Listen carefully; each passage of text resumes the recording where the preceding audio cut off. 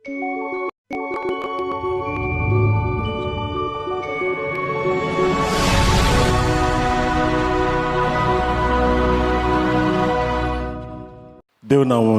వందనాలు. మరి గడిచిన వారమంతా కూడా ప్రభువారు తన కృపా సన్నిధానంలో మనందరినీ కూడా కాపాడి రక్షించిన విధానమును మరి జ్ఞాపకం చేసుకుంటూ మరి ఆ నామానికి మహిమ చెల్లిస్తున్నాను. అందరు బాగున్నారా? హల్లెలూయా, హల్లెలూయా. మరి ఎన్నో రకాల అనుభవాల గుండా, ఎన్నో రకాల పరిస్థితుల గుండా, మరి ఎన్నో కొత్త పరిచయాల గుండా మరి గడిచిన కాలం అంతా కూడా వెళ్ళి ఉంటుంది. మరి మరొక సమయము పర్యంతము దేవుడు మనందరికీ అనుగ్రహించి ఆయన నామాన్ని మహింపరచడానికి ఇచ్చిన ఈ సదవకాశాన్ని అందరం కూడా మరి వినియోగపరచుకుందాం. మరి వాక్యము కొరకు సిద్ధపడినట్టయితే మరి నాకు నచ్చిన వాక్యము మరి సంఘానికి చెప్పడానికి ఇష్టపడుతున్నాను. సంఘానికి తెలిసిన వాక్యము ఫిలెమోనుకు రాసిన పత్రిక నుండి ఈరోజు ధ్యానించుకుందాం. దాదాపు ఒకసారి 2 సార్లు ఐ థింక్ సంఘములు మనము ఈ వాక్యాన్ని నేర్చుకున్నాం.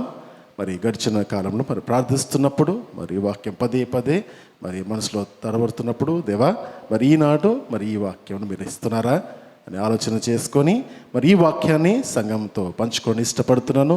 మరి ఇక్కడ ఉన్న వ్యక్తి ఎవరో, ఇక్కడున్న వ్యక్తి ఎవరో, ఇక్కడున్న వ్యక్తి మీలో ఎవరో, రైట్? నేను ఎప్పుడు ప్రార్థన చేసిన వాక్యం కొరకు వాక్యము చెబుతున్నప్పుడు దేవా ఈ వాక్యము అనేక మందికి వెళ్ళాలని ఎప్పుడు ప్రార్థన చేయలేదు. 1000 మంది, లక్షల మంది, కోట్ల మంది చూడాలి దేవా అని ఎప్పుడు ప్రార్థన చేయలేదు. ఆ హృదయంలో ఆలోచన ఎప్పుడు రాలేదు. ఎందుకంటే ఈ వాక్యము ఎవరైతే ఎదురు చూస్తున్నారో ఆ ఒక్క వ్యక్తికి చేరితే చాలు అనిపిస్తుంది. 1000 మంది వాక్యాలు వింటారు, 1000 రకాల ప్రసంగాలు వింటారు, లక్షల ప్రసంగాలు వింటారు. కానీ మనసు ఎదురు చూస్తున్నప్పుడు దొరికే ఆ వాక్యం, ఆ వ్యక్తి ఎవరో వారికి మాత్రమే ఆ వాక్యం యొక్క విలువ అర్థమవుతుంది. మిగతా వాళ్ళందరికీ ఆ వాక్యము యథావిధిగానే ఉంటుంది. వెతికే వారికి దొరికేది, రైట్? ముందుకు వెళ్దాం. మరి అపోస్తలుడైన పౌలు గారు ఫిలెమోనుకు రాసిన పత్రిక మనము ధ్యానిద్దాం. ఇక్కడ ఒక వ్యక్తిని హైలైట్ చేస్తాం. ఆ వ్యక్తి రూపంలో ఉన్నది ఎవరో, మనము ఆయనకు విధమైన సంబంధం కలిగి ఉంటామో ఆ విషయాన్ని కూడా మనము జ్ఞాపకం చేసుకుందాం.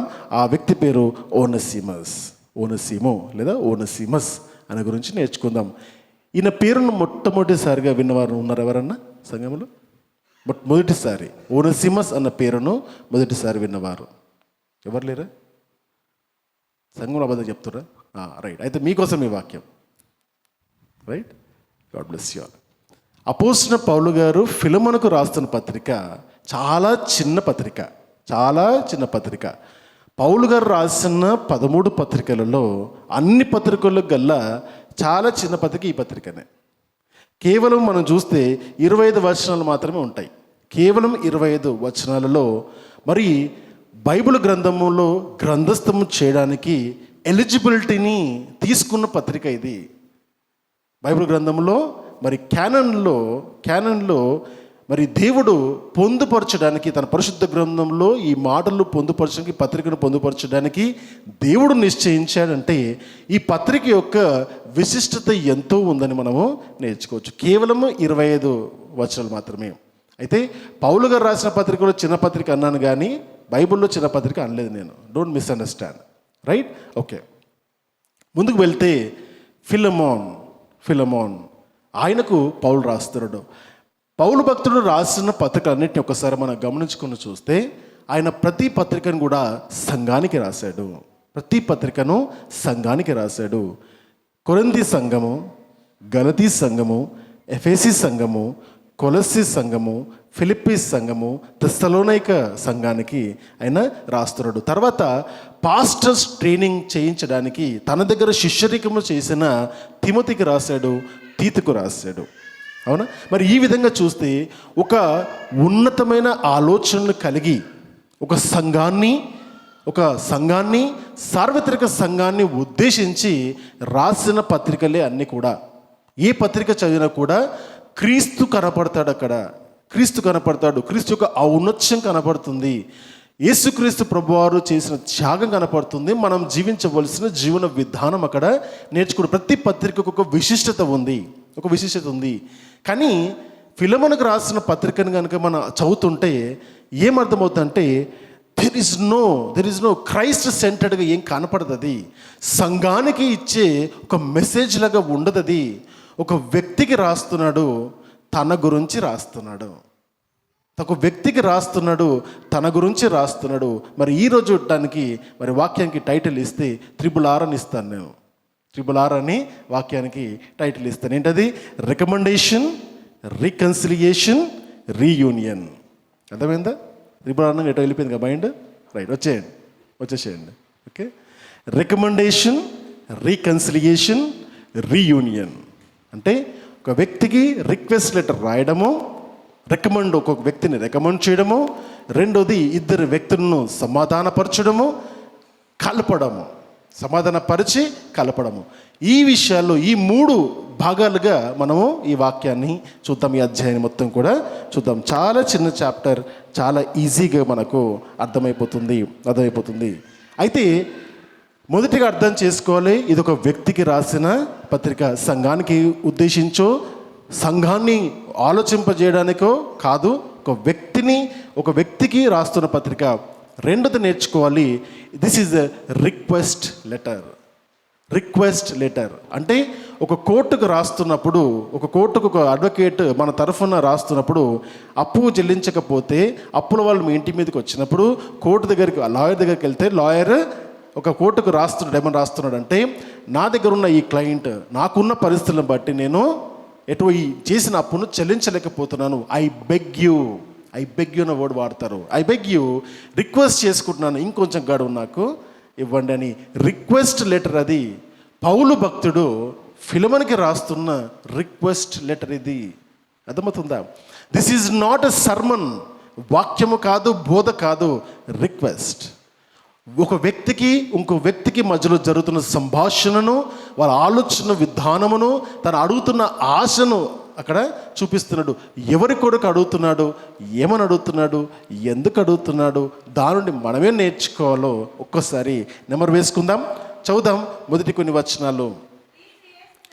క్రీస్తు యేసు ఖైదీ అయిన పౌలును, సహోదరుడైన తిమోతియు, మా ప్రియుడును జతపని వాడైన ఫిలెమోనుకు, మన సహోదరి అయిన అప్ఫియకును, తోడి యోధుడైన అర్కిప్పకును, నీ ఇంట ఉన్న సంగమునకును శుభమని చెప్పి రండి. చాలమ్మా, ఈ మాటలు మనము ముగ్గురు పేర్లు చూస్తాము. ఒకరు ఫిలెమోను మాత్రమే కూడా సహోదరి అయిన అప్ఫియకును, ఫిలెమోను యొక్క భార్య. తర్వాత తోడి యోధుడైన అర్కిప్పకును, ఫిలెమోను యొక్క కుమారుడు. ఇంకొకరి గురించి కూడా రాస్తారు. ఏమని రాస్తారు? నీ ఇంట ఉన్న సంఘము. ఆనాటి కాలంలో ఈనాటి కాలంలాగా భవనాలలో కూర్చొని ప్రార్థనలు చేసుకునే అవకాశం లేదు. ఆనాటి కాలంలో క్రీస్తు వ్యతిరేకత ప్రజ్వలిల్లుతున్నప్పుడు మరి క్రీస్తును నమ్మిన బిడ్డలు ఏ విధంగా కూడుకున్నవారంటే, వారి కుటుంబాలు ఎవరన్నా ఒకరిని ఏర్పాటు చేసుకొని వారి గృహాన్ని వారి ఒక సంఘముగా మార్చుకునేవారు. దీన్ని సెల్ ప్రేయర్స్ అంటారు, లేదా ప్రేయర్ సెల్స్ అని కూడా అంటారు. అవునా? ప్రేయర్ సెల్స్ అంటారు. మన సంఘము కూడా, ఈ సంఘము కూడా ఈ భవనంలోకి రాకముందు కుటుంబాల్లోనే చేసుకున్నాం. మా కుటుంబంలో ప్రారంభించబడిన తర్వాత మరి సరోజంటి వారి కుటుంబంలో, శారంటి వారి కుటుంబంలోను, తర్వాత ఈ విధంగా కుటుంబాలలోనే వారి గృహాలలో సంఘముగా కూడుకున్నాం. జనాలు పెరుగుతున్నప్పుడు దేవునికి దగ్గర ప్రార్థించినప్పుడు దేవ సంఘం కావాలి అని అడిగినప్పుడు దేవుడి సంఘాన్ని మనకు అనుగ్రహించారు. కాబట్టి ఆనాటి కాలంలో ఏ విధంగా ఆలోచించుకోవాలంటే, సంఘం అనే స్థలము లేదు, సంఘమన భవనము లేదు. ఆనాటి కాలంలో ఉన్న definition of church is different from today's definition. కాబట్టి ఆనాటి కాలంలో ఆదిమ సంఘం అంటే విశ్వాసుల యొక్క కూడిక, the unit of believers, the assembly of believers. అందరూ కూడా క్రీస్తును నమ్మిన బిడ్డలందరూ ఒక్క దగ్గర కూడి ప్రార్థన ఎక్కడ చేస్తారో అదే సంఘము. అది గృహమైనా, అది బయట అయినా, అది ఒక స్థలంలో అయినా, మందిరంలో అయినా, ఎక్కడైనా ఇద్దరు లేక ముగ్గురు కూడి దేవుని కొరకు ప్రార్థించే స్థలాన్ని సంఘం అనేవారు. ఫిలెమోను యొక్క కుటుంబము దేవుని యొక్క సంఘము కొరకు తన గృహాన్ని ఇచ్చినట్టుగా చూస్తున్నాం. అది వ్యక్తిత్వము. సంఘాన్ని, దేవుని మీ గృహాన్ని సంఘంగా మీరు ఇవ్వగలుగుతారా? ప్రశ్నిస్తాను ఈరోజు ప్రశ్నిస్తాను. ఇప్పుడున్న పరిస్థితుల్లో మీ గృహాన్ని సంఘముగా వాడుకోవచ్చా? మీ ఇంట్లో ప్రార్థనలు పెట్టుకోవడానికి భయపడుతున్నారు, అవునా? క్రైస్తవులకు గృహాలు రెంట్కి ఇవ్వట్లేదంట. ఇంకా ప్రజ్వలిల్లింది. చదువుకునే వారికి అనుకున్నాను, చదువుకున్న వారి ప్రాంతాల్లో కూడా ఇదే జరుగుతుంది. ఎక్కేసింది మనుషుల్లోకి ఏంటంటే క్రీస్తుని వ్యతిరేకించే మనుషులు ఎక్కువైపోతున్నారేమో, రైట్? మరి ఇటువంటి పరిస్థితుల్లో కూడా మరి క్రీస్తును మీ గృహంలో సంఘముగా ఉంచగలుగుతారా? ఆలోచించండి. ఒకవేళ ఆ పరిస్థితి వస్తే నా గృహాన్ని దేవుని సంఘముగా వాడడానికి నేను ఇష్టపడతానా? నా గృహమే దేవుని యొక్క సంఘంగా మార్చబడుతుందని ఆ ప్రశ్న వేసుకుందాం. కానీ ఫిలమోను ఆనాటి కాలంలో అటువంటి భయంకరమైన పరిస్థితుల్లో కూడా అన్యజనుల మధ్యలో తన గృహాన్ని సంఘంగా ఇచ్చాడు. అయితే ఫిలమోన్ ఏ ప్రాంతానికి సంబంధించిన వాడు? ఏ సంఘం గురించి పౌలు భక్తుడు రాస్తున్నాడు? ఎవరికి రాసినా తనకు ఒక అటాచ్మెంట్ ఉంటుంది. తాను వెళ్ళిన ప్రాంతాల్లో ఏదో ఒక ప్రాంతానికి ఆయన చెంది ఉంటాడు. కొలస్సీ సంఘంలోని కొలస్సీలో ఉన్న ప్రాంతాల్లో ఒక ప్రాంతానికి చెందిన వారిలో ఉన్న గృహముగా చూసే ఫిలమోను యొక్క గృహం సంఘము. అయితే కొలస్సీలకు రాసిన పత్రికను ఫిలమోనుకు రాసిన పత్రికను కలిపి చదివేవారు. కలిపి అంటే ఇది ప్రత్యేకంగా సంఘ నాయకుడికి రాసిన పత్రిక, తర్వాత సంఘానికి రాసిన పత్రిక వేరే ఉంది. అది కొలస్సీలకు రాసిన పత్రిక. చూద్దామా? కొలస్సీలకు రాసిన పత్రిక 4వ అధ్యాయము 7 నుండి 9 వచనాలు చూద్దాం. ఈ మాటలు మనము తెలుసుకోవడానికి. ప్రియ సహోదరుడును, ప్రభువునందు నమ్మకమైన పరిచారకుడును, నా తోటి సేవకుడైన తుకికునను నన్ను గూర్చిన సంగతులన్నీ మీకు తెలియజేయను. మీరు మా స్థితి తెలుసుకున్నట్లును, మీ హృదయములను అతడు ఆదరించినట్లును, అతనితో కూడా నమ్మకమైన ప్రియ సహోదరుడైన ఒనేసిమును మీ యొద్దకు పంపుచున్నాను. ఇతడు మీ యొద్ద నుండి వచ్చిన వాడే. వీరిక్కడి సంగతులన్నీ తెలియజేతురు. ఏ మాటను బట్టి చెప్పాను ఈయన కొలస్సీ సంఘానికి చెందినవాడని? ఏ మాటను బట్టి చెప్పాను? చెప్పగలుగుతారా? ఏ మాటను బట్టి చెప్పాను? ఈ మాటనే ఫిలమోను రాసిన పత్రిక కొలస్సీకి సంబంధించిన వాడని. ఓనసిమస్ అనే వ్యక్తి గురించి రాస్తున్నాడు. ఓనసిమస్ గురించి మారుతూ ఇతను మీ యొద్ద నుండి వచ్చిన వాడే అంటే ఆయన ఎక్కడ ఉన్నవాడో ఆయన ఈ పత్రిక వాళ్ళకి సంబంధించినది. ఆయన అంతేనా? మరి ఈ పత్రిక అంతా కూడా ఫిలమోనుకి రాసిన కూడా ద మెయిన్ క్యారెక్టర్ అంటే ఓనసిమస్. మధ్యలో వస్తాడు, ఆయన మధ్యలో కనపడతాడు, ఒక దగ్గర మనకు కనపడతాడు. ఓకే, అప్పటి వరకు మనం వెయిట్ చేద్దాం హూ ఇస్ దట్ ఓనసిమస్ అని, రైట్? అయితే కొలస్సీ సంఘానికి రాసిన పత్రిక, ఫిలమోనుకి రాసిన పత్రిక ఇవన్నీ కూడా జైలు పత్రికల్లాగా ఎంచుతారు, అవునా? పౌలు భక్తుడు రోమాకు వెళ్ళి 2 సంవత్సరాలు రోమా చెరలో ఉంటున్నప్పుడు, హౌస్ అరెస్ట్గా ఉంటున్నప్పుడు అక్కడ నుండి రాసిన జైలు పత్రికలలో ఇది కూడా ఒక పత్రిక. ఆ జైలు పత్రికలో ఒక పత్రిక. అయితే అందుకని తను సంబోధించుకుంటున్నప్పుడు ఏమంటారంటే క్రీస్తు యేసు ఖైదీనైన పౌలును. చుట్టుపక్కల అందరూ సైనికులు కనపడుతున్నప్పుడు ఆటోమేటిక్గా యు హ్యావ్ దట్ ఫీలింగ్. ఆయన ఎవరంటే ఖైదీని. నేను రోమా ఖైదీని కాదు, నేను క్రీస్తు ఖైదీని. ఎందుకంటే క్రీస్తు కొరకు రోమీయులు నన్ను బంధించారు. కాబట్టి ఎవరి ఖైదీని? నేను క్రీస్తు ఖైదీని. కాబట్టి ఆ విధంగా తను సంబోధించుకోవడానికి ఇష్టపడతాడు. క్రీస్తు యేసు దాసుడు అంటాడు, క్రీస్తు సైనికుడు అంటాడు, కొన్ని సందర్భాల్లో క్రీస్తు యొక్క మరి ఖైదీని అని కూడా తను సంబోధించుకుంటాడు. There are different varieties of things. పౌలు తన గురించి ప్రభువారిని అనుకుంటారు. మనం కూడా సందర్భానుసారం కొన్ని సందర్భాల్లో ప్రభువారిని మనము చూసుకున్నప్పుడు ఆ విధంగా కనబడుతుంది. ఈ పత్రిక రాస్తున్నప్పుడు అక్కడ పౌలు మాత్రమే లేడు, పౌలుతో పాటు ఇంకెవరున్నారు? తిమోతి కూడా ఉన్నాడు. గమనించుకోవాలి, వాక్యాన్ని చదువుతున్నప్పుడు చాలాసార్లు పౌలు పత్రికలు చూస్తే లాస్ట్ అధ్యాయం వదిలేస్తారు. లాస్ట్ అధ్యాయము లాస్ట్ వచనాలు ఏముందులే అనుకుంటారు. కానీ ప్రతి పత్రిక ఒక లింక్ ఉంటుంది. అంటే పౌలు ముసలివాడై ఉండి తన ఆఖరి దశలోకి, ముసలివాడు అంటే 60-65 సంవత్సరాల్లో ఉన్నాడు, ఎక్కువ లేడు. కానీ అప్పటికే తాను అనుభవించిన శ్రమలను గూర్చి, ఉపవాసాల గూర్చి, ప్రయాణాల వల్ల అలసిపోయి తను చెరసాలలో ఉంచిన పరిస్థితులను బట్టి తను చాలా రాయలేని పరిస్థితిలో ఉన్నాడు. కాబట్టి తాను చెబుతుంటే తిమోతి రాస్తున్నాడు. ఎక్కడెక్కడైతే తన తోటి వారని ఎవరి గురించి అయితే పౌలు సంభాషిస్తారో వారందరూ ఎవరంటే పౌలు చెబుతుంటే రాసేవారు.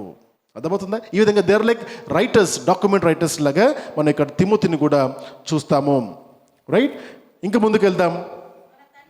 మన తండ్రి అయిన దేవుని నుండి, ప్రభు అయిన యేసుక్రీస్తు నుండి కృపయు సమాధానము మీకు కలుగును గాక. This is the introduction and thanks ఇస్తూ తన గురించి మాట్లాడతారు. ఎవరి గురించి మాట్లాడతారు? ఫిలమోను గురించి ఇక్కడ తను మాట్లాడతారు. రికమెండ్ 8వ వచనం నుండి 10వ వచనం వరకు మనం ఒకసారి చదువుకుందాం. కావున యుక్తమైన దాని గురించి నీకు ఆజ్ఞాపించుటకు, అండర్లైన్ చేసుకోండి, ఆజ్ఞాపించుటకు క్రీస్తు నుండి నాకు బహుధైర్యము కలిగి ఉన్నను, వృద్ధుడను. ఇప్పుడు క్రీస్తు యేసు ఖైదీనై ఉన్న పౌలను నేను ప్రేమను బట్టి వేడుకొనుట, అండర్లైన్ చేసుకోవాలి, వేడుకొనుట మరి మంచిదనుకొని నా బంధకములు నేను కనిన నా కుమారుడగు ఓనెసిము కోసరము నిన్ను వేడుకొనుచున్నాను. చాలమ్మా. 8వ వచనం మొదటి భాగంలో ఆజ్ఞాపించుటకు క్రీస్తునందు నాకు బహుధైర్యం కలిగి ఉన్నను. 10వ వచనంలో వచ్చేసరికి నేను వేడుకొనుచున్నాను. That is the difference.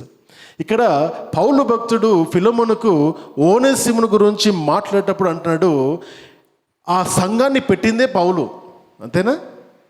కొలొస్సీ సంఘాన్ని ఆయన నిర్మాణం చేయించింది పౌలు, స్థాపించింది పౌలు. అక్కడ ఆయన వెళ్ళి అక్కడ సువార్త ప్రకటించి సంఘాన్ని బలపరిచి ఎల్డర్స్ని పెట్టి విశ్వాసులకు కావాల్సిన జీవన విధానములు, క్రైస్తవ మార్గాన్ని నేర్పించి వచ్చిన పౌలు అక్కడ ఉన్న ఫిలమోనుకు రాస్తున్నప్పుడు ఏమంటారంటే, అది నేను చెప్పింది అక్కడ చేయొచ్చు, I have every right to tell you or dictate you, మీరు ఏం చేయాలని చెప్పొచ్చు, కానీ ఇది సందర్భము కాదు. ఈ సందర్భంలో నీకు మంచి మాట చెప్తాను, యుక్తమైన ఒక సంగతిని నీకు చెప్పాలని ఆశపడుతున్నాను. యుక్తమైన సంగతి, యుక్తమైన అన్న మాటకు అర్థం ఏంటో తెలుసా? యుక్తమైన సంగతి, మంచి మాట. ఇంకా చెప్పాలంటే ది ప్రెషియస్ థింగ్, అంటే మంచి ఆలోచన చెప్పినప్పుడు ఏమంటారు? వా, సూపర్ ఆలోచన చెప్పావు, భలే ఐడియా ఇచ్చావు నాకని ఏ విధంగా అంటారో అట్లా ఉన్నతమైన ఒక ఆలోచనను ఫిలమోను నేను నీకు చెప్పాలని ఇష్టపడుతున్నాను, ఆ ఆలోచనను అంగీకరించు. చాలా సందర్భాల్లో యుక్తమైన విషయాలను మనము చేయడానికి మానుకుంటాం, వినడానికి ఇష్టపడము. బిడ్డ సాక్ష్యం విన్నప్పుడు కూడా యుక్తమైన ఆలోచనలు విన్నవారు ఆ మార్గంలో ఎదుగుతారు. అది ఆలోచన విన్నప్పుడు భారంగా అనుభవిస్తున్నప్పుడు అది చాలా సంతోషకారణంగా ఉంటుంది. అదేవిధంగా ఫిలమోను యొక్క మైండ్ సెట్ కూడా ఏ విధంగా ఉందో మనము చూద్దాం. అయితే let's understand few things about Onesimus. ఈ పత్రిక యొక్క ఆబ్జెక్టివ్ని ఇంకొక యాంగిల్లో చూస్తే ఆనాటి కాలంలో రోమా యొక్క బానిసత్వపు అధికారం గురించిన కొన్ని విషయాలను క్రైస్తవ నిర్మాణ మార్గంలో లేదా మార్గదర్శకంలో కనుక చూస్తే ఆనాటి రోమా సామ్రాజ్యంలో ఉన్న బానిసత్వం గురించి కొన్ని విషయాలు క్రీస్తు యొక్క ప్రేమను చూపిస్తూ మాట్లాడుతున్నారు. ఏమంటున్నారంటే, ఫిలమోను ఒక గొప్ప ధనవంతుడు. ఫిలమోను అక్కడున్న ప్రాంతంలో బహు ధనవంతుడిగా మనము చూస్తాము. అందుకే కాబోలు తన గృహంలో సంఘాన్ని ఉంచుకునేంతగా తను అంత పెద్ద గృహము తన దగ్గర ఉందని మనము నమ్మొచ్చు. ఆయన దగ్గర అనేక మంది బానిసలుగా ఉంటారు. బానిస ఓనెసిమస్ ఎవరంటే ఫిలమోను యొక్క బానిస. రోమా అధికారం కింద బానిసల్ని కొనుక్కోవచ్చు. ఎవరు బానిసలు అంటే ఎవరైతే వారు అప్పులు, అంటే ఎవరి దగ్గర అయితే తమ కుటుంబాల దగ్గర ఉండే అప్పులు తీసుకొని అప్పులు తీర్చని వారిని ఏం చేస్తారంటే వేలం వేసి వీళ్ళ ఆస్తులు, వీళ్ళ అప్పులు తులం వేసినప్పుడు వీళ్ళ అప్పులు ఎక్కువ ఉన్నాయి కాబట్టి నాకు ఇవ్వవలసిన దాన్ని అతను ఇవ్వలేడు, తన కష్టార్జితము ద్వారా తను ఆర్జించి ఇయ్యలేని పరిస్థితి తనకు ఉంది. కాబట్టి ఈ వ్యక్తిని, తన కుటుంబంని లేదా ఆ వ్యక్తిని తన కుటుంబంకు తన వెల వేసి ఒక రేటు తనకు పెట్టి, ఆ రేటు ఇన్ని సంవత్సరాలు నాకు ఊడిగము చేస్తే 5 సంవత్సరాలు 10 సంవత్సరాలు లేదా జీవిత ఖైదీలాగా నాకు ఊడిగమ చేయడానికి తనకు ఒక వెల వేసేవారు. ఒక వ్యక్తికి ఒక వెల ఉండేది. ఆ వెలను బట్టి అతని దగ్గర పనివాడిగా లేదా దాసునిగా ఉండేవాడు, బానిసగా ఉండేవాడు. దాసుని అనట్లేదు నేను, బానిసగా ఉండేవాడు. బానిసకు స్వతంత్రం లేదు. రోమా అధికారం కింద, చట్ట అధికారం కింద, ద కాన్స్టిట్యూషన్ ఆఫ్ రోమ్ తగ్గట్టు ఇది యాక్సెప్టబుల్ పాలసీ. ఎన్నో సంవత్సరాలు యాక్సెప్టబుల్. ఈవెన్ భారతదేశంలో కూడా ఈ బానిసత్వపు దశ మన భారతదేశంలో కూడా ఉండే before the independence time. So కాబట్టి ప్రపంచవ్యాప్తంగా ఈ బానిసత్వం అనేది ఉండేది. ఒక తెగ వారిని, ఒక కులం వారిని, ఒక పరిస్థితులు ఉన్న వారిని వారి గృహాలలో కుటుంబాలు వారికి ఊడిగం చేసేవారు. ఈ బానిసలుగా వారిని ఉంచుకునేవారు. ఆ బానిస తనకు కావలసింది ఏది ఉండదు, తన యజమానికి ఏ విధంగా అవసరమో ఆ యజమాని కొరకే బ్రతుకుతాడు.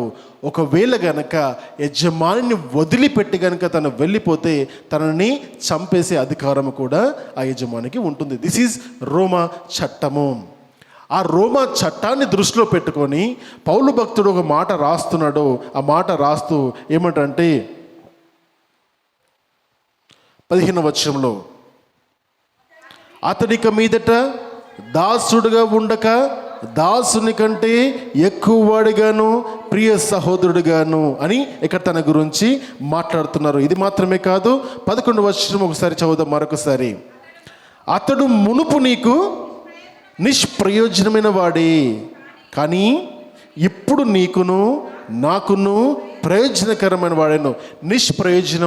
ప్రయోజనకరం గురించి మాట్లాడుతున్నాం. ఒకసారి ఫుట్ నోట్స్లో ఓనసీముకు ఉన్న పేరును ఒకసారి గమనిస్తారా? ఫుట్ నోట్స్లో ఏమని రాస్తుంది? 3వది, ఓనసీము అన్న పేరునకు సహాయకరమైన అని అర్థం, లేదా ప్రయోజనకరమైన వాడు అని అర్థము. అర్థమవుతుందా? అంటే ఒక బానిసలాగా ఫిలమోను దగ్గర చేర్చబడిన ఒక ఓనసీము తాను పౌలు దగ్గర ఏం చేస్తున్నాడు? బానిసలాగా ఫిలమోను దగ్గర బానిసలాగా ఉండవలసిన ఆ వ్యక్తి, తన కొరకు పనిచేయవలసిన వ్యక్తి వెళ్ళి పౌలు దగ్గర పౌలు ఉండేది రోమాలో ఉన్నాడు. రోమా కిందకి వెళ్ళాడు ఈయన. అక్కడేం చేస్తున్నాడు అంటే ఇక్కడ ఉండకుండా అక్కడేం చేస్తున్నాడు? అక్కడున్న వ్యక్తి కొరకు పౌలు ఇక్కడ కొలస్సీలో ఎందుకు రాస్తున్నాడని మనం ఆలోచన చేస్తే, ఓనసీము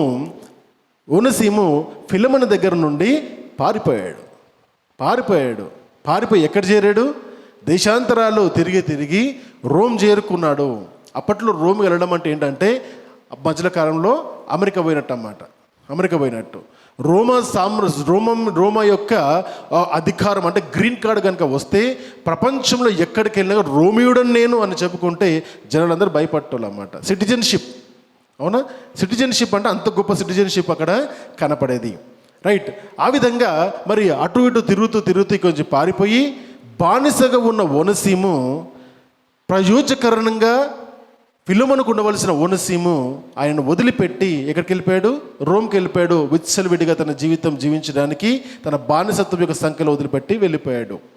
మరి ఈ బానిసత్వం నుంచి వదిలేస్తే తనకు లైఫ్ థ్రెట్ ఉంది. ఏ విధంగా అంటే జైల్లో ఉంచిన వారు తప్పించుకుంటే వారికి షూట్ అట్ సైట్ అని మనకు ఎటువంటి ఆర్డర్స్ ఉంటాయో అటువంటి ఆర్డర్సే ఇక్కడ ఫిలమోను కూడా అధికారము కలిగి ఉంది. అంటే రోమా చట్ట ప్రకారము ఫిలమోను కూడా రోమా చట్ట ప్రకారం కింద ఉన్నారు కాబట్టి, అంటే కొలస్సీ ప్రాంతము రోమిలకు అధికారంలో కింద ఉంది కాబట్టి అక్కడ ఉన్న ఫిలమోను కూడా అధికారం ఉంది. ఓనసిమస్ కనపడితే చంపేయవచ్చని అంత అధికారము ఉంది. చేర్చుకోవాల్సిన అవసరం లేదు. అంటే ఇక్కడ పౌలు దేనిపైన ఫోకస్ చేస్తున్నారు? ఆయన రోమా యొక్క బానిసత్వం యొక్క సంఖ్యలను ఆయన పగలగొట్టడానికి, విరగొట్టడానికి ఆయన ఆశపడుతున్నాడు. ఆ ఆశను ఏ విధంగా తీరుస్తున్నాడంటే రోమేలకు వ్యతిరేకంగా వెళ్ళలేదు. రోమా అధికారులకు ఈ బానిసత్వం యొక్క సంఖ్యలను తీసేయమని చెప్పలేదు. ఈ బానిసత్వం ద్వారా మనుషుల యొక్క స్వేచ్ఛను మీరు హరిస్తున్నారని చెప్పలేదు. ఏమీ చెప్పకుండా బానిసత్వంగా అధికారిగా ఉన్న యజమానికి చెబుతున్నాడు. ఏమని చెబుతున్నాడంటే ఒక రిక్వెస్ట్ చేస్తున్నాడు. క్రీస్తు ప్రేమను బట్టి రిక్వెస్ట్ చేస్తున్నాడు. ఏమని రిక్వెస్ట్ చేస్తున్నాడు అంటే నువ్వు చేర్చుకో, నువ్వు ఇతన్ని చేర్చుకో అని చెబుతున్నాడు. చేర్చుకోమని చెప్పే ముందు ఏమంటే తన గురించి కొన్ని మాటలు రాస్తాడు. చూద్దాం. ఆ 4వ వచనంలో ఆయన గురించి ఫిలమోను యొక్క వ్యక్తిత్వాన్ని రాస్తాడు. ఆ వ్యక్తిత్వం ఎటువంటి వ్యక్తిత్వం ఫిలమోను చూద్దాం.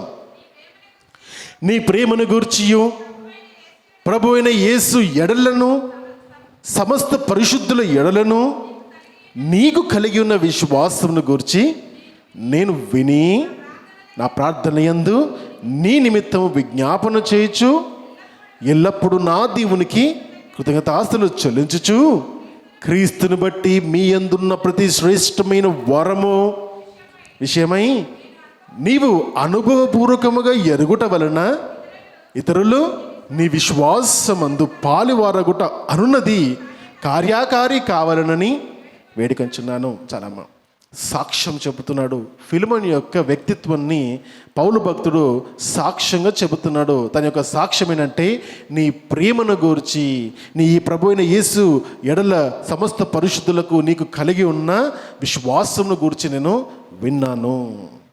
సంఘాన్ని నీ కుటుంబంలో నడిపించుకుంటున్న వాడవి నీవు.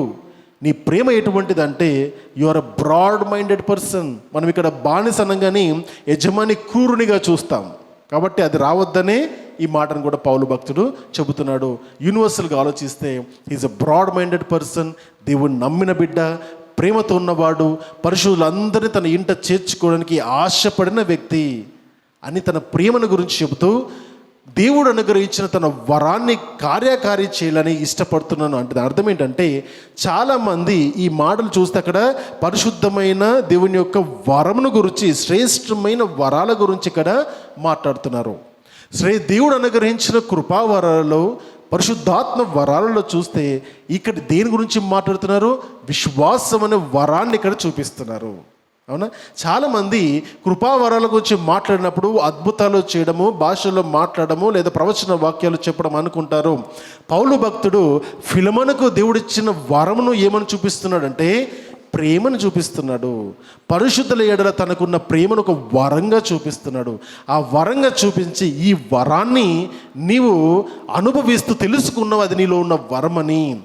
దేవుణ్ణి ప్రేమించడం అంటే అనేక మందిని పరిశుద్ధులను ప్రేమించి ఇంట చేర్చుకోవడం అన్న ఆ గొప్ప వరం. అంటే నిన్ను వల్ల నీ పొరుగువాన్ని ప్రేమించడమనే ఒక వరాన్ని చాలా బాగా కార్యకారిగా నువ్వు చూపిస్తున్నావు, యాక్షన్స్లో చూపిస్తున్నావు నువ్వు. కాబట్టి నీకు దేవుడు ఇంకా గొప్ప ఆశీర్వాదం చేయాలని ఆశపడుతున్నాను అని తన గురించి పొగుడుతూ మాట్లాడుతున్నాడు. That is the character of Philemon. ఫిలమోను యొక్క క్యారెక్టర్ అటువంటిది. క్రైస్తవులకు మనం చాలాసార్లు అంటాం నిన్ను వల్ల నీ పొరుగువాన్ని ప్రేమించమని దేవుడు చెప్పినప్పుడు ప్రేమించడాన్ని మనం ఏ విధంగా చూస్తామంటే చాలా చులకనగా చూస్తాము. ప్రేమ అన్నిటికంటే గొప్పది. కొరింథీయులకు రాసిన మొదటి పత్రికలో 13వ అధ్యాయంలో ఆఖరి వచనంలో ఏమంటే 3 నిలుస్తాయి అంటాడు. 3 నిలుస్తాయి. ఏంటది? విశ్వాసము, నిరీక్షణ, ప్రేమ. ఈ 3 నిలుచును. శ్రేష్టమైనది ఏంటి? ప్రేమ. శ్రేష్టమైనది ప్రేమ. ఎవరు చెప్తున్నారు? పౌలు అనుభవించి చెప్తున్నాడు, పరిశుద్ధాత్మ శక్తితో చెప్తున్నారు. ఎందుకంటే దేవుడే ప్రేమై ఉన్నాడు కాబట్టి ప్రేమనే అన్నిటినీ కప్పుతుంది. ప్రేమ ఒక్కటి ఉంటే చాలు, అనేక వాటిని మనము చేయగలుగుతాము. ఇక్కడ చెబుతూ దేవుని ఎడల నీకున్న ప్రేమను బట్టి, సకల పరిశుద్ధుల ఎదుట నీకున్న ప్రేమను బట్టి నాకును అటువంటి ప్రేమ కలిగి ఉన్నది కనుక నేను దేవుని ప్రేమిస్తున్నాను. ఫిలమోను, నువ్వు దేవుని ప్రేమిస్తున్నావు కాబట్టి ఆ ప్రేమను బట్టి నీకేం చేస్తున్నానంటే ఒక రికమెండేషన్ పెడుతున్నాను, ఒక రిక్వెస్ట్ పెడుతున్నాను నీ ఎదుట. ప్లీజ్ అంగీకరించు అని. నీ దగ్గర ఉన్న ఒక బానిస నీ దగ్గర నుంచి పారిపోయాడు, నీకు అధికారం ఉంది వాడిని చంపడానికి, కానీ అంటే నీకు నిష్ప్రయోజనకరంగా ఉన్నాడు. నీ దగ్గర నుంచి పారిపోయాడంటే నీకు నిష్ప్రయోజనకరంగా ఉన్నాడు. కానీ ఇప్పుడు నా దగ్గరకు వచ్చి ఆ వ్యక్తి ప్రయోజనకరంగా మారాడు, మార్పు చెందాడు. A transformed person. A transformation. ఎటువంటి ట్రాన్స్ఫర్మేషన్ అంటే ఒక బానిసగా ఉన్న ఒక వ్యక్తి సహచరుడుగా మారాడు.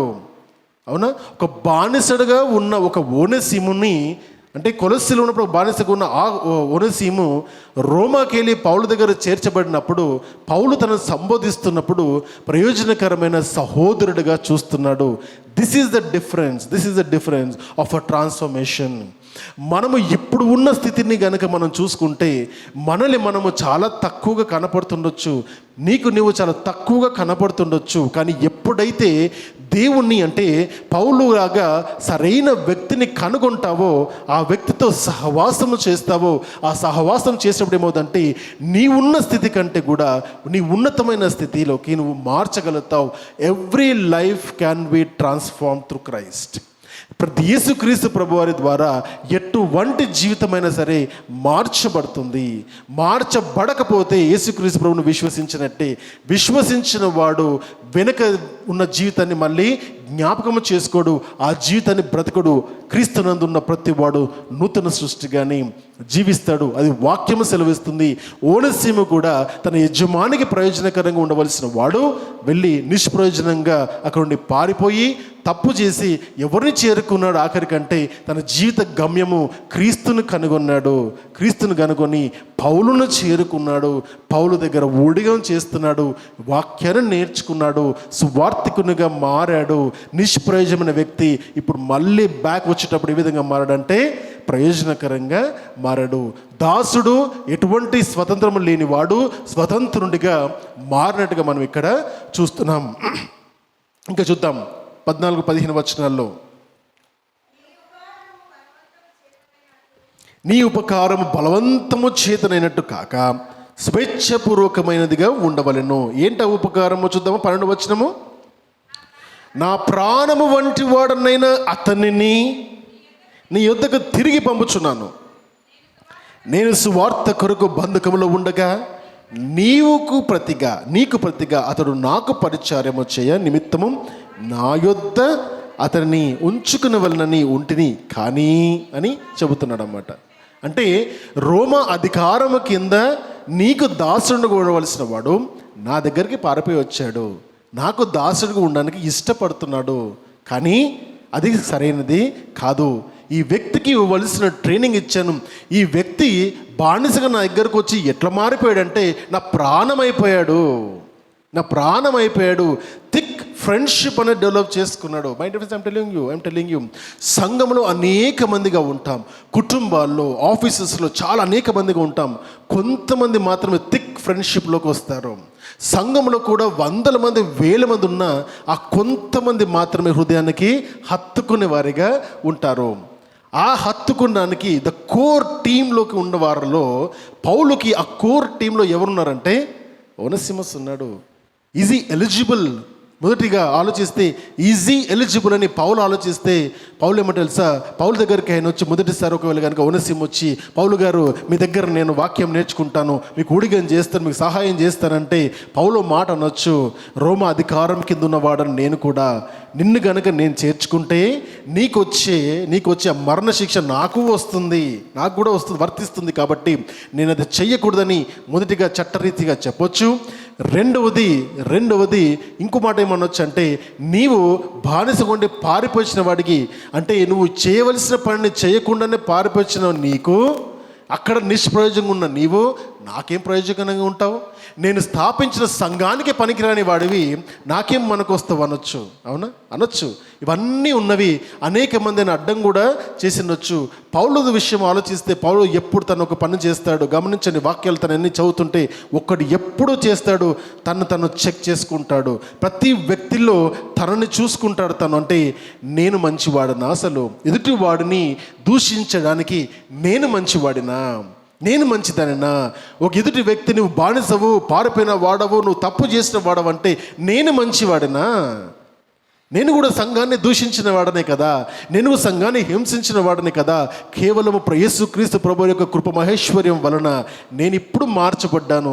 అటువంటి అవకాశం లోకంలో అందరికీ దొరకాలి కదా అని అందరినీ ఆదరిస్తాడు ఆయన. ఎందుకంటే తనను అందరిలో చూసుకుంటాడు పౌలు. అదే రీతిగా వాక్యాలను చదువుతున్నప్పుడు హూ ఎవర్ ఈ రికమెండ్స్ వాళ్ళందరూ ఒక డిఫికల్టీలో ఉంటారు. ఎగ్జాంపుల్ తిమోతి యూదుడు మరియు గ్రీకు అన్య దేశస్తుడికి పుట్టిన వాడిగా ఉన్నవాడు. అంగీకరించదు సంఘము, అతన్ని తీసుకున్నాడు, అతన్ని దగ్గర పెట్టుకున్నాడు. శిల దగ్గర పౌలుతో పాటు నిరంతరం ఉండని ఆశపడుతున్నాడు, కానీ ఆయన బర్నబాసుతో పాటు వెళ్ళవలసిన వ్యక్తిని తనతో పాటు తెచ్చుకున్నాడు. మార్క్ తన గురించి పారిపోయాడు, నిష్ప్రయోజకంగా ఉన్నాడు, మళ్ళీ తన దగ్గర చేర్చుకున్నాడు.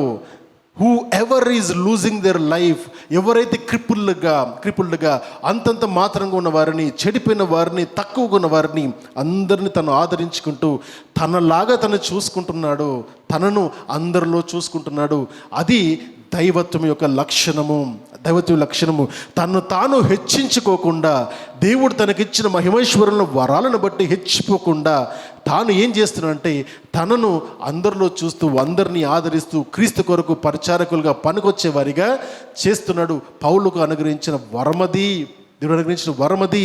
ఇక్కడ నేర్చుకుంటే అనేక సార్లు మన జీవితాల్లో కూడా అనేక మందికి నిష్ప్రయోజనకరంగా మనం ఉంటాము. నేను ఎవరికి పనికొస్తాను, నా దగ్గర ఏం టాలెంట్ ఉంది, నా దగ్గర ఏం నాలెడ్జ్ ఉంది అని ఆలోచిస్తున్నట్టయితే జ్ఞాపకం చేసుకో ఓనసిమ దగ్గర ఏమీ లేదు. బానిసత్వంలో ఉన్నాడు, ఒంటరిగా ఉన్నాడు, మరణ శిక్షకు విధించడానికి అర్హుడిగా ఉన్నాడు. అయినా కూడా ఎవరిని చేరాడు? క్రీస్తు పరిచారకుడైన పౌలును చేరాడు. ఈరోజు మనం నేర్చుకోవాల్సిన గొప్ప విషయం ఓనసిమ జీవితం నుండి అంటే ఇది నేర్చుకోవాలి. దేవుని నుండి పారిపోయిన వాడిగా ఉన్నావేమో నీవు. దేవుని దగ్గర నుండి, దేవుని సన్నిధుల నుండి, ఆశీర్వాదాల నుండి, దేవుని యొక్క ప్రొటెక్షన్ నుండి పారిపోయిన వాడిగా ఉన్నావేమో నీవు. Always you have a chance to take the U turn. ప్రపంచవ్యాప్తంగా ఈ లోకంలో ఉన్న అనేక దారులు మోక్ష మార్గానికి నడిపించే మార్గాలుగా మనుషులు చెబుతున్నప్పుడు దేవుణ్ణి చూసే మార్గం ఏ విధంగా ఉంటుందో తెలుసా? ఏ మార్గంలో సంచరించు, అన్ని రకరకాల మార్గాలు ఉంటాయి, ఏ మార్గంలో సంచరించు, ప్రతి మార్గం నుండి ఎప్పుడైనా మళ్ళీ దేవుని మార్గానికి నువ్వు మళ్ళడానికి దేవుడు ప్రతిసారి అవకాశం ఇస్తాడు. There is no end for the human life to come back. ఎప్పుడు కూడా చివరి అంచు ఇది నా జీవితంలో, దీని తర్వాత ఇంకా నా జీవితం ఇంకేమీ లేదు, నా బ్రతికి ఇంతే, ఇంక ముందుకు సాగలేను అనుకున్న ప్రతిసారి నువ్వు గుర్తుపెట్టుకోవాల్సి తెలుసా? ఓనసిముని, there is always opportunity, there is always a chance to come back to God. దేవుని దగ్గర కూర్చొని, లార్డ్ నాకు హెల్ప్ చేయి, నాకు ధైర్యం దయచేయి, నాకు ఒక ఉద్దేశాన్ని నాకు తెలియజేయని అవకాశాన్ని ప్రభు దగ్గరికి వెళ్ళినప్పుడు దేవుడు ప్రభు యొక్క బిడ్డల దగ్గరికి పంపిస్తాడు. వారి దగ్గర నీ జీవితము మారిపోతుంది. There is no end to anything my dear friends. ఓనసిముకు జీవితం ఎండ్ అయిపోవచ్చు. దేవుడి నుండి పారిపోయిన వారిగా ఉంటాం. ఇక్కడ మనం ఆలోచన చేసి ఇంకొక విషయాన్ని ఆలోచన చేస్తే ఆయన ఒక మాట అంటాడు. ఏమంటాడంటే, నీ ఉపకారము బలవంతము చేతనట్టు కాక స్వేచ్ఛపూర్వకమైనదిగా ఉండవలనని నీ సమ్మతి లేక ఏమీ చేయుటకు నాకు ఇష్టం లేదు. What a character Paul is carrying here. What a character. అధికారం ఉంది, నేను చెబుతను చెప్పి నీతో చేయించుకునే అధికారము నాకు ఉన్నను, నేను అది ఉపయోగించుకోవట్లేదు. నా స్వతంత్రాన్ని, నా అధికారాన్ని ఉపయోగించుకోవట్లేదు. ఎందుకంటే అతను నీ దాసుడు నా దగ్గర ఉన్నాడు, కానీ నీ దాసుడు నిష్ప్రయోజనకరంగా ఉన్నాడు. నా దగ్గరకు వచ్చి దేవుని యొక్క వాక్యాలు నేర్చుకున్నాడు, నాకు ఊడిగం చేస్తున్నాడు, నాకు సహాయకరంగా ఉండి ఇప్పుడు ప్రయోజనకరంగా మార్చబడ్డాడు. సో కాబట్టి do not decide anybody as useless. వాళ్ళకున్న పరిస్థితిని బట్టి మనం చాలాసార్లు మనుషుల్ని యూజ్లెస్ ఫెలోస్ అని, వర్త్లెస్ ఫెలోస్ అని, ఎందుకు పనికిరాని వారని మనం చాలాసార్లు ఆలోచిస్తూ ఉంటాం, ఆ మాటలు అంటూ ఉంటాం. కానీ దేవుడు నేర్పిస్తున్న మాట, no human being on this earth is useless. ప్రతి ఒక్కరు కూడా ఏదో ఒక పని కొరకు దేవుడు నిర్ణయం చేసుకున్నవాడు, ఏర్పాటు చేసుకున్న వారిని, ఓనసిము యొక్క దాస్యము, స్వేచ్ఛ లేని వాడిని పౌలు చేర్చుకొని, పౌలు తనకి గొప్ప ట్రైనింగ్ ఇచ్చి యోధునిగా తను చేస్తున్న ప్లాన్ ఏంటంటే తిరిగి తన యజమాని దగ్గరికి ఒక ట్రైన్డ్ యోధునిగా పంపిస్తున్నాడు. నిష్ప్రయోజనకరమైన దాసుని నుండి ప్రయోజనకరమైన సహోదరిగా ఆయన దగ్గరికి తిరిగి పంపిస్తున్నాడు. That is a transformation. యేసు క్రీస్తు నమ్ముకున్న వారిలో అటువంటి మార్పు తమ జీవితాల్లో జరుగుతుంది. అయితే ఇతన్ని చేర్చుకున్నప్పుడు, ఫిలమోన్ ఇతన్ని చేర్చుకుంటున్నప్పుడు నీవు బలవంతంగా చేర్చుకోకు, నేను నీకు చెబుతున్నానని చేర్చుకోకు. ఏ విధంగా చేర్చుకో? స్వేచ్ఛరూపకంగా చేర్చుకో, స్వేచ్ఛరూపకంగా చేర్చుకో అని రికమెండేషన్ ఇస్తున్నాడు. ఈ వాక్యాన్ని చూస్తున్నప్పుడు ఎంత చదివిన తర్వాత ఫిలమోన్ యొక్క పరిస్థితి ఏమై ఉంటుంది? ఫిలమోన్ యొక్క పరిస్థితి ఇంకా ఫిలమోన్ని ఇబ్బందికరంగా పెట్టే కొన్ని మాటలు చెప్తాడు. ఇప్పటికే ఫిలమోని ఇది చదువుతున్నప్పుడే కన్నీరు మున్నీరు అయిపోయి ఉంటాడు. అరే పౌలు నాకు దేవుని యొక్క వాక్యాన్ని ఉపదేశించిన ఆయన, నాకు క్రీస్తును పరిచయం చేసిన నా తండ్రి సమానుడు, ఆత్మీయ తండ్రి సమానుడు నాకు మాట చెబుతాడు, ఇక్కడే యాక్సెప్ట్ చేసి ఉంటాడు. మళ్ళీ దాన్ని ఇంకా చేసి స్వేచ్ఛ రూపంగా చేయంటాడు. ఇది మాత్రమే కాదు, ఇంకో మాట కూడా అంటాడు చూడండి. కాబట్టి 17వ వచనము, కాబట్టి నీవు నన్ను నీతో పాలివానిగా ఎంచిన ఎడల, నన్ను చేర్చుకున్నట్టు అతను చేర్చుకోను సరిపోదు. ఇంకొక మాట అన్నాడు అన్నమాట. ఇది ఒక అనదర్ బుల్లెట్ అన్నమాట ఆయన లోపల. ఏంటంటే ఏమంటాడు? నేను నిన్ను నీకు అధికారంతో అడగొచ్చు, కానీ అధికారంతో అడగట్లేదు, నేను రిక్వెస్ట్ అడుగుతున్నాను, అంగీకరించు ప్లీజ్ అంటాడు. మళ్ళీ తర్వాత వచ్చేసి నెక్స్ట్ సెక్షన్ వచ్చేసరికి అన్నమాట, నువ్వు ఏది కూడా బలవంతంగా చేయకు, స్వేచ్ఛరూపకంగా చెయ్యి అని అడుగుతాడు, బతిమాలుకుంటున్నాడు. మూడో విషయం దగ్గరకు వచ్చేసరికి ఏమంటాడు? ఒకవేళ నన్ను నీ పాలేవానిగా ఎంచుకుంటే ఆయన కూడా చేర్చుకో. రికమెండేషన్. 4వ వచనము ఇంకా భయంకరమైంది. ఇంకా ఆఖరికి దిగిపోయాడు పౌలు. ఏమంటాడు? అతడు నీకు ఏ నష్టమైన కలగజేసిన ఎడల, నీకు ఏమైనా రుణమున్న ఎడల అది నా లెక్కలో చేర్చుమంటాడు. ఇంతకు మించి ఇంకెవరైనా రికమెండ్ చేస్తారా? మీ జీవితంలో ఎవరైనా మిమ్మల్ని రికమెండ్ చేశారు? అట్లా ఎవరు రికమెండ్ చేస్తారు? ఎవరన్నా ప్రయోజనకరమైన వ్యక్తిని రికమెండ్ చేస్తాడు, నిష్ప్రయోజనం ఉన్నవాడిని రికమెండ్ చేస్తున్నాడు. ఇక్కడ పనికి మాలిన వాడిని, పారిపోయిన వాడిని, తప్పించుకున్న వాడిని, బాధ్యత రహితంగా ఉన్నవాడిని పౌలు రికమెండ్ చేస్తున్నాడు. అర్థమవుతుందా? ఎగ్జాక్ట్ రిప్లికా మనం ఆలోచిస్తే ఎగ్జాక్ట్ రిప్లికా ఏం జరిగింది తెలుసా? పరలోక రాజ్యంలో ఉన్న దేవుని యొక్క సహవాసము నుండి ఆదాము అవ్వలు ఆ జనాంగం అంతా కూడా తప్పిపోయిన స్థితిలో ఉంటే, తృణీకరింపబడిన స్థితిలో ఉంటే, అపరాధముల చేత పాపముల చేత చచ్చిన స్థితిలో మనుషులందరూ ఉంటే, తన కుమారుడు లోకరక్షకునిగా ఈ లోకానికి వచ్చి, తండ్రి నేను వెళ్తాను, పనికి మాలిన వాళ్ళే పనికొచ్చే వారిగా నేను చేస్తాను వారిని, నీకు దూరస్తులుగా ఉన్నవారే నీకు సమీపస్తులుగా చేస్తాను నేను, నీకు పాపములో ఉన్నవారిని పరిశుద్ధులుగా మారుస్తాను నేను. ఎట్లా మారుస్తావు నువ్వంటే, నా ప్రాణం ఇచ్చి మారుస్తాను, నా రక్తం ఇచ్చి మారుస్తాను, నేను శ్రమల ద్వారా నేను వారిని మారుస్తాను, నా పరలోక రాజ్యం యొక్క బోధల ద్వారా మారుస్తాను, నా ప్రేమను చూపించి మారుస్తాను జనాంగాన్ని. పరలోక రాజ్యము నుండి యేసుక్రీస్తు ప్రభు వారి లోకానికి అవతరించిన ఆ విషయాన్ని జ్ఞాపకం చేసుకుంటే, ఓనసీముని పౌలు రికమెండ్ చేస్తున్నట్టుగానే కనబడుతుంది. ఇక్కడ పౌలు ప్లేస్లో యేసుక్రీస్తు ప్రభువారిని, ఓనసీమ ప్లేస్లో మనల్ని, ఫిలమోన్ ప్లేస్లో తండ్రి అయిన దేవుని కనుక మనం చూస్తే, పనికి మాలిన మన కొరకు తన ప్రాణాన్ని ఇచ్చి, ఎందుకు పనికిరాని మన కొరకు తన ప్రాణాన్ని ఇచ్చి మనందరినీ కూడా చేర్చుకొని తండ్రికి అప్పచెపుతున్నాడు. రికమెండేషన్ నుండి రీకన్సిలియేషన్లోకి దేవుడు తీసుకెళ్తున్నాడు మనల్ని. దీన్నే సమాధాన సువార్త అని, ఈ క్రీస్తు సువార్తని ఎందుకంటారంటే, ఇది తెగిపోయిన సంబంధాన్ని పునర్నిర్మాణం చేస్తుంది, సమాధానపరుస్తుంది. అర్థమవుతుందా? యేసుక్రీస్తు ప్రభువారికి ఉన్న పేరు సమాధానకర్త, సమాధాన పరుస్తాడు. ఎక్కడైతే విభేదాలు ఉంటాయో ఆ విభేదాలను తీర్చి సమాధానపరిచే దేవుడు అయినా, మనుషులు దేవునికి తెగిపోయిన సంబంధాన్ని పునర్నిర్మాణం చేయించడానికి యేసుక్రీస్తు ప్రభువారు ఈ లోకంలోకి అవతరించారైనా. ఆయన యొక్క ఉద్దేశము దేవునితో నరులను కలపాలని, ఆయన ఉద్దేశము పాపమును మన నుండి తీసివేయాలని, ఆయన ఉద్దేశము తన ప్రాణాన్ని అర్పించైనా పర్వాలేదు విశ్వాసము ద్వారా పరిపూర్ణులుగా మనం చెయ్యాలని. అది క్రీస్తు ఉద్దేశము. ఇంత రికమెండ్ చేస్తున్నప్పుడు 17వ అధ్యాయంలో యోహాను సువార్తలోని 17వ అధ్యాయం చదివితే, తండ్రి నేను అందరి కొరకు ప్రార్థన చేయట్లేదు దేవా, నీవు నాకు అనుగ్రహించిన ఈ కొద్ది మంది కొరకు నేను ప్రార్థన చేస్తున్నాను, నన్ను మహింపరిచినట్టు వీరిని మహింపరచు. రికమెండేషన్ తండ్రి, వీళ్ళందరినీ నేను నీ దగ్గరికి వచ్చినప్పుడు నాతో పాటు వీరందరూ కూడా పరలోక రాజ్యంలో చేరాలని నేను కోరుకుంటున్నాను. రికమెండేషన్. మీరు కలవరపడకుడి, నేను మిమ్మల్ని విడిచిపెట్టి వెళ్ళట్లేదు, పరలోక రాజ్యంలో నేనుండు స్థలంలో మీరు నాతో పాటు కూడా ఉండులాగున మీ కొరకు మ్యాన్షన్స్, గృహాలు నిర్మించడానికి వెళ్తున్నాను నేను అని చెబుతున్నప్పుడు రికమెండేషన్. మీరు భయపడొద్దు, నేనే మార్గము సత్యము జీవము అని చెబుతున్న వాడును నేనని చెప్పి ఆయన మార్గంలో మనం నడవడానికి తండ్రి దగ్గర మనం రికమెండేషన్ చేస్తున్నాడు. ఎఫెసీయులకు రాసిన పత్రిక 1వ అధ్యాయంలో మనం చూస్తున్నప్పుడు 17-18 వచనాల్లో మనం ఏం నేర్చుకుంటామంటే ఆయన మనకు ఏ విధంగా ఉన్నాడంటే, ఈ భూమికి పునాది వేయబడక ముందే ఆయన క్రీస్తు యేసులో మనల్ని నిర్మాణం చేసుకున్నాడు, ఏర్పాటు చేసుకున్నాడు. ముందస్తు ఏర్పాటు మనం చేసుకొని ఆయన చేస్తున్న పని అంటే క్రీస్తు ద్వారా మన ఉభయులను ఒక్కటిగా చేస్తున్నాడు. Jesus Christ, the role of Christ ఇది సమాధానపరచడము. The role of Christ request చేయడము.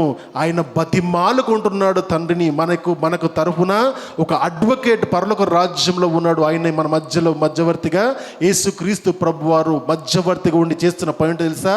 ఈ లోకంలో ఉన్న వారందరి కొరకు తండ్రి ఎదుట తను విజ్ఞాపన చేస్తున్నాడు. ఆయన ఏమని విజ్ఞాపన చేస్తున్నాడు? తండ్రి ప్లీజ్ యాక్సెప్ట్ దెమ్. ఎవ్వరు ఈ లోకంలో మారాలని ఆశపడినా వారిని అంగీకరించమని ఆయన తరఫున తన విజ్ఞాపన చేస్తున్నాడు. మై డియర్ ఫ్రెండ్స్, మనం అనుకుంటాము నేను ఏదో ఆలోచన లేకుండా యేసుక్రీస్తు ప్రభువుని నమ్మరని అనుకుంటాము. మనం చాలాసార్లు అనుకుంటాం మన కుటుంబాలుగా నమ్మారు దేవుణ్ణి, నేను ఆ విధంగా నమ్ముతున్నాను అనుకుంటారు. నో, యేసుక్రీస్తు ప్రభువారు నీ కొరకు నా కొరకు తండ్రిని వేడుకున్నాడు కాబట్టి ఈ వాక్యం నీ చెవుల దాకా వెళ్ళింది. నీ చెవుల దాకా వెళ్ళిన ఈ వాక్యం నీ హృదయాన్ని తాకింది. నీ హృదయాన్ని తాకిన ఈ మాటలు, ఈ వాక్యము నీ బ్రతుకులను మార్చింది. ఇది క్రీస్తు మన కొరకు చేసిన request letter to the God. ఆ రిక్వెస్ట్ లెటరే ఈ వాక్యం అంతా కూడా. ప్రేమ లేఖ, దేవుడు మనకు రాసిన ప్రేమ లేఖలో దేవుని యొక్క ప్రేమ కనపడుతుంది, ఉద్దేశాలు కనపడతాయి, ఆదరణ కనబడుతుంది. నేర్చుకోవాల్సిన వన్ లైన్ ఆన్సర్ ఇదే. మంచి సమయము ఇంకా ఓనసీములాగా దేవుని విడిచిపెట్టి కనుక నువ్వు తిరుగుతుంటే, దేవుడు వద్దని తిరుగుతుంటే, దేవుని పైన ఇంకా పరిపూర్ణమైన విశ్వాసం నీలో కనుక రాకపోతే, my dear friends, this is the time. There is no time. Come back to God. దేవుని దగ్గరికి తిరిగిరా. దేవుని బలంగా నమ్ము. దేవుని, ఈయన నిజమైన దేవుడిని నమ్ము. అప్పుడు నీ జీవితం ఏ విధంగా మార్చబడుతుందో చూడు. క్రీస్తుని నమ్మిన బిడ్డలు గొప్ప ట్రాన్స్ఫర్మేషన్ చేస్తారు. రోమా సామ్రాజ్యాన్ని కుదిపేసిన క్రైస్తత్వము ఏ విధంగా కుదిపేసింది తెలుసా?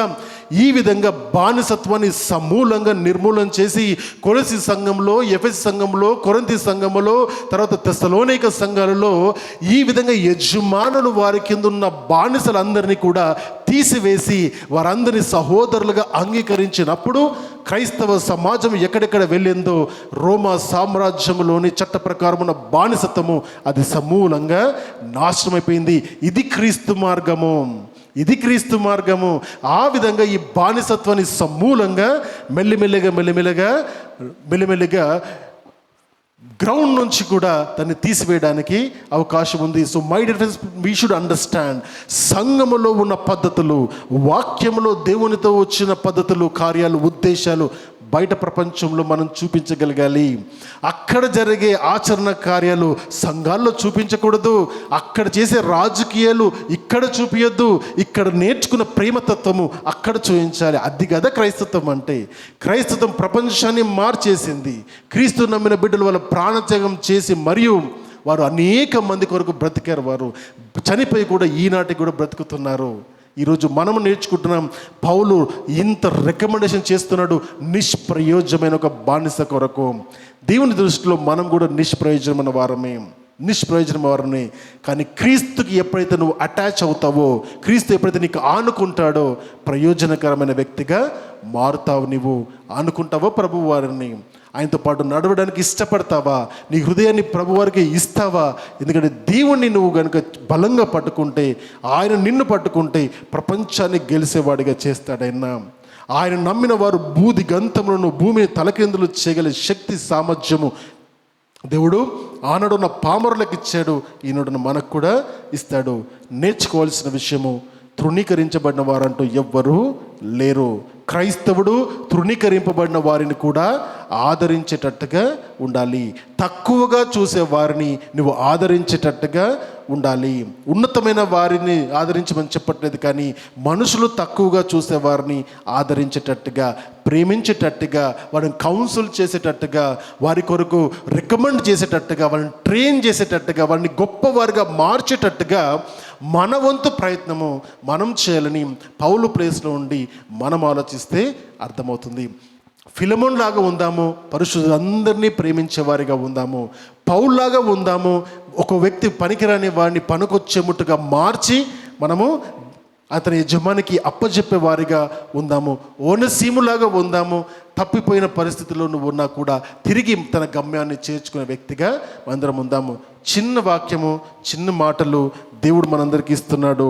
అధికారం ఉన్న దగ్గర కూడా పౌలు తన అధికారాన్ని ఉపయోగించుకోలేదు, రిక్వెస్ట్గా వెళ్తున్నాడు. కాబట్టి మనము కూడా ప్రేమతో దేన్నైనా సాధించగలుగుతామన్న ఒక సూత్రాన్ని, క్రీస్తు ప్రేమను మనలో కనుక అవలంబించుకుంటే మనము కూడా అనేక మంది ఓనసీములను మనము జాగ్రత్త పరచవచ్చు. లేదా నీవే ఓనసీమస్గా ఉన్నావేమో, తిరిగి దేవుని దగ్గరికి రావడానికి ప్రయత్నం చేయి.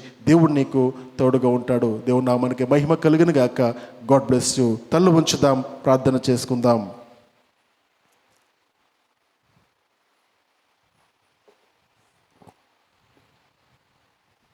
పరిశుద్ధమైన దేవుడు, మనందరి కొరకు కూడా మనం పొందవలసిన శిక్షను ఆ శిలువ పైన ఆయన పొంది మనని స్వతంత్రులుగా చేశాడు. పాపం అనే బానిసత్వంలో ఉన్న మనల్ని తన కుమారుడు స్వతంత్రులుగా చేసి ఉన్నాడు. నీవు స్వతంత్రుడవే, ఇక నుండి బానిసవు కాదు. ఓనసీమస్ లాగా తప్పించుకొని తిరుగుతున్నావేమో దేవుని దగ్గర నుండి. దేవుడు నిన్ను చూడట్లేదు అనుకుంటున్నావేమో. ఈరోజు దేవుడు నీతో మాట్లాడుతున్నాడు.